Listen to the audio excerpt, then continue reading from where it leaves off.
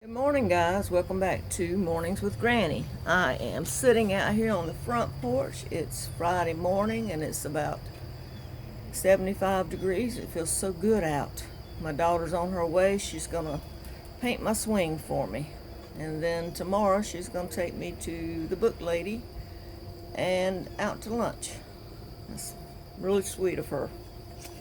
All right, let's go over some mail first. This came from Jamie. She lives in Oklahoma, and she planted a tree in my name. Thank you, Jamie. That was so thoughtful. Thank you. And this is from Barbara in Germany. She says, greetings and lots of prayers from Cologne, Germany. My granny survived World War I and II. They never wasted any food. Important to be reminded again. This is from Patty in Michigan, and she said this is Manistee, Michigan, about 30 minutes from her house. Thank you. And then this is from Ben in North Carolina. I love that. That's the way I feel sometimes. I just want to hang out the window and let the wind blow. Thank you. And then my friend in Ohio, she sent this, and I want you to look at what she sent to put in my Samaritan's Purse boxes. She sent all kinds of goodies. There's little balls, necklaces, pens, notebooks, pencils, erasers, harmonicas, My Little Pony or not My Little Pony, but Little Pony toys. All kinds of goodies. Thank you. The kids will definitely enjoy it. There's so much in there. Thank you, thank you. Appreciate that. And they will too. All right. We've been talking about prepping for food, so I want to wind up on food today. I read some books, and I'm trying to remember. It was by Terry Blackstock. And there was 4 books, and it was Dawn's Light, True Light, and there was 2 others. They each ended in light, but they were about the power going out.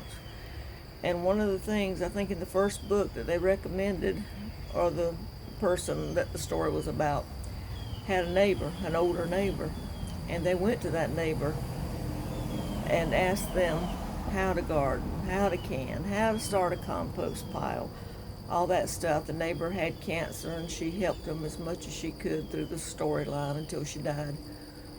But that's one thing you might want to do too. If you don't know how to do this stuff and you have an older relative or an older neighbor, talk to that person. Find out how to do things, because you never know when something could happen.